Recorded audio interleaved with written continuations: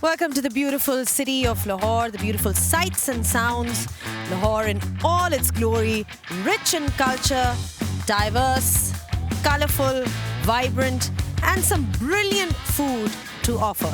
There's so much to love about this city, and really looking forward to hosting all the games here in Lahore.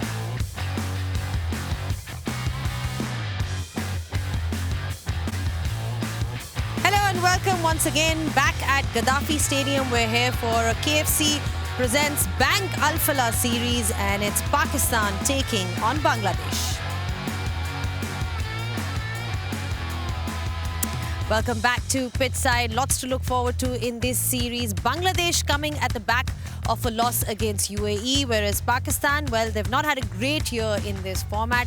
They lost 1-4 to New Zealand, and they're trying out different players. Remember, the PSL has just ended, so the performers of the PSL have been given an opportunity here. Plenty of experiments, and the road ahead, of course, is that T20 World Cup, which both the sides will be aiming at, sort of looking at to see what bench strength they have, what kind of combinations they can go with.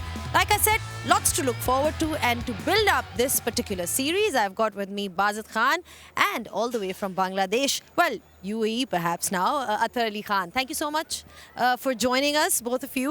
Bazat, just initial thoughts on the series, because like I said, Pakistan's not had a great year in this particular format. When you look at their performances, lost against New Zealand, generally there has been a bit of a losing streak, so they need to redeem themselves. Yeah, and a lot of firsts in this series now. Mac Hesson now, the coach, so what he brings to the party remains to be seen, how he'll structure this team. And then you've got players who come in into this series because of great performances domestically and because of HPL, PSL. I think the one advantage that Pakistan do have, that all these players have been playing in the HPL, PSL, and sort of T20 cricket has been played a lot during this past month or so. But be interesting what 11 plays, what combination Hassan plays with, and how he structures Pakistan team going forward. It's exciting for the new phase in the coaching department and the way that Pakistan is going to play T20 cricket. Bangladesh losing against UAE, obviously disappointing end to that series, but also a chance for them. You know, they've got players who are injured, so just a chance for them to try out different players and sort of ensure that they find some success. Well, Bangladesh will be hoping that they can pull up their socks, because it was a shocking result for Bangladesh to go and lose to UAE. I mean, I'm not taking any credit away from UAE. They played better cricket, and the team which plays better cricket goes on to win. But Bangladesh will be looking to come back strongly, and hopefully they can do something special here in this series. Just a quick look at this series schedule, how things are going to pan out. All three T20s are going to be played very much here at Gaddafi Stadium in Lahore, starting with today's T20. The next one is going to be on the 30th of May, and the third one is going to be on the 1st of June. Right, so just in terms of this series, Baz, looking at Pakistan's combination, Fahim Ashraf comes back in the squad. He's got an opportunity. He had a decent HPL PSL.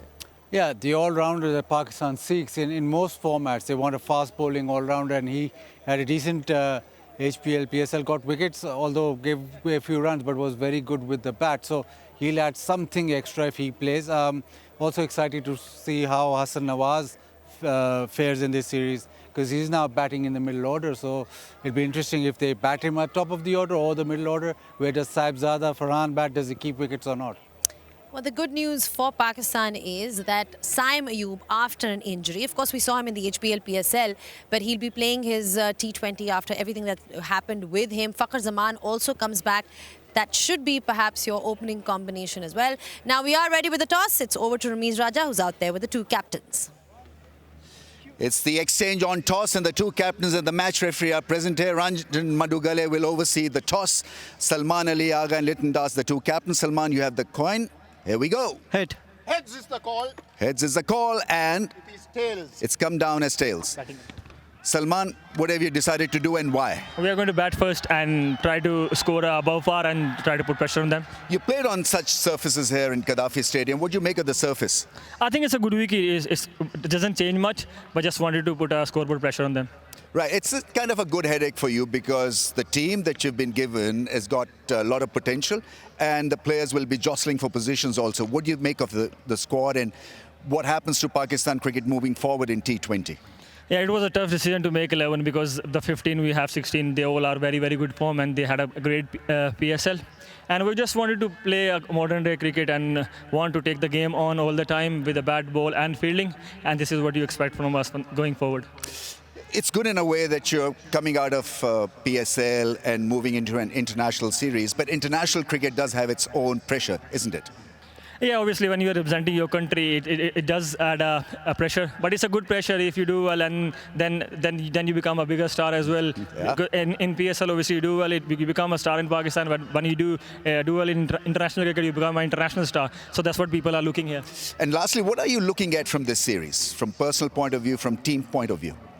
I just wanted to do well, personal point of view, to do well for whatever I do, just contribute to the win of the game. And then I expect the same from my players as well. They just want to add them a value and try to win a game whenever they get in or whenever they are bowling. Best of luck. Cheers. Lytton, it was a little tough that UAE series where you lost that series, but this is a brand new chapter now for you to begin. What are your expectations? What are you looking forward to? Definitely, the UAE series we played well, but unfortunately we didn't win the series. But it's a new game, new venue, and the new ball game. I mean, we have to really well in the field and the bat in this game also. What about the bowling options? Because some of your bowlers are missing from this series. Does that put pressure on you, on the team? Not really. I mean, I'm a captain. I know my bowler. They have all the strength. I mean, if two senior players not playing, still we back because they come and play. It's a good opportunity for them as well. This is a pitch that has a bit of green. What you make of it? You'll be bowling first on this one. Yeah, definitely. I don't mind to bat and bowl, but we'll bowl first if we win the toss.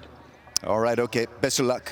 Thank you very much. Right, the news from the centre out here at the toss is that Pakistan have won the toss and decided to bat.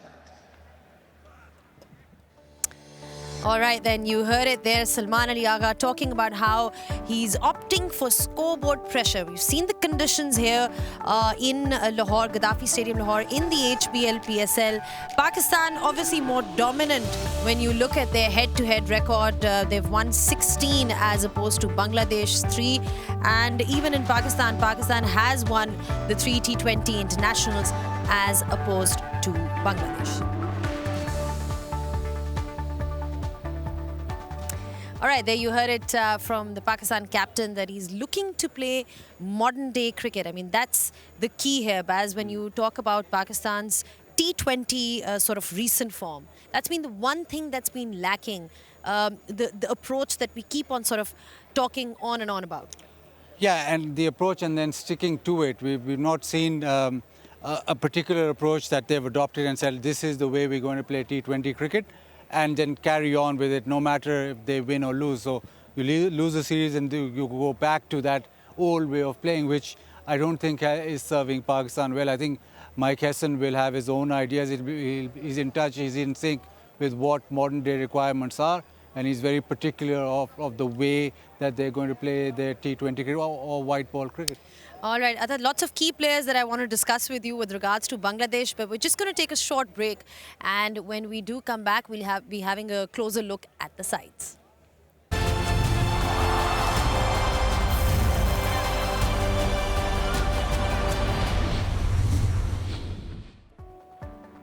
Well, we're back on the pitch side, and Pakistan has won the toss and they have decided to bat first. That's been the kind of record that we've seen in these home conditions at Gaddafi Stadium, Lahore, where the last 6 T20 internationals I'm talking about have been won by the side that have batted first. Now we are ready with the pitch report because we've seen the conditions have changed. It's gone a bit hotter as well. That has impacted from whatever we saw in the HBL PSL. Let's find out what the pitch is saying. It's over to Mike Hazeman and he's with Amir Sohail.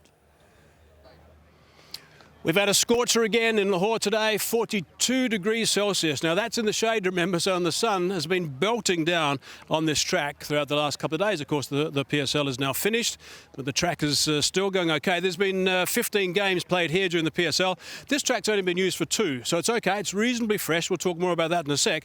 But just a few dimensions. The ground size, so the middle of this pitch, it's 63 down the ground, 63 behind me, 63 if I'm heading towards my offside now, but it's a longer one to the leg side at 69 metres, so that's a further one. So that's something the players might just work on just a little bit as we go. So a couple of things to talk about this pitch. The last 6 games in the PSL, 4 of the last 6 have been chased down as well, so that's a good indication that the track's good and all the players are really trusting the bounce and the pace of the surface, and the batsmen absolutely loved it. The average score batting first in the last 5 games is 191.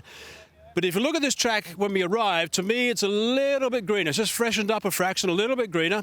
Amir Sahal's been having a look for a while. Amir, do you agree with me? What are your thoughts? It is greener, but don't be fooled, because this grass will help the ball to slide onto the bat even nicely for the batters. Right. This offers consistent pace and bounce. It's ideal for batting, and once again, it's been curated perfectly for this format, T20. And it's very hard. Have a listen. Ooh. It hurts.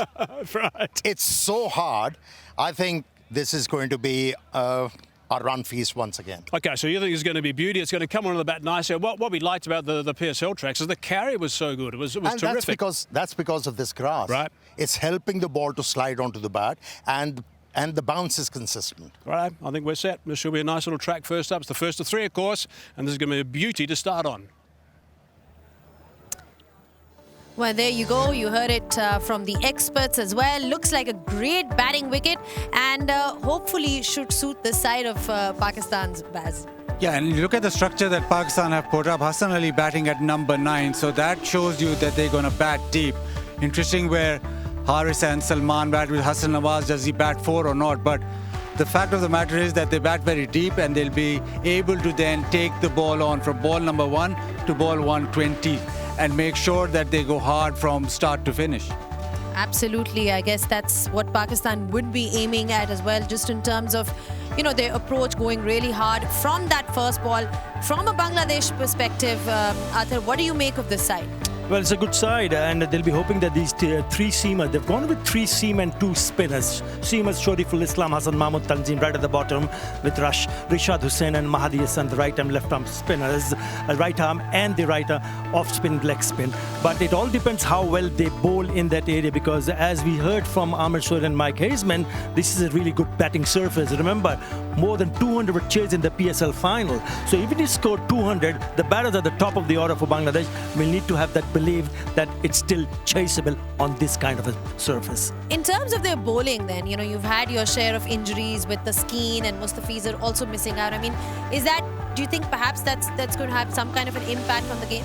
Well, the similar kind of question was asked by Ramesh Raja at the toss, and he said that it's a great opportunity for the ones who are in the 11. For someone like Shoriful Islam, Tanzim, Hassan Saqib, who's been very good with the ball, and also Hassan Mahmood. It's a great opportunity for them, and if they can get it right and pitch it in the right areas, because if you see that much grass, I know it looks a very good batting surface, but if you can pitch it in the right areas, the ball will do something, especially in the maybe 3 or 4 overs. And if you can get it right and pick up a couple of wickets, then you never know. Get a new batter in. So we'll have to wait and see how they bowl on this green tinge on the top. Just looking at these conditions, Baz, Pakistan is gone with obviously Shadab Khan is there. There's Abrar Ahmed in that lineup as well. Do you think perhaps there's going to be anything for the spinners at all? Bangladesh also has Rishad Hussain, who's done really well in the HPL PSL recently. Yeah, we haven't seen much of spin here. Maybe a little bit, maybe at the back end. But what Pakistan will be hoping for is runs on the board, chasing.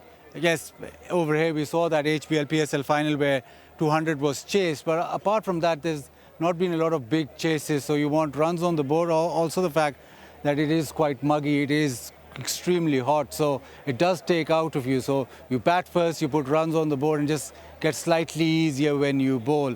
You still have to bowl well, but it is an advantage if you get a big score up top.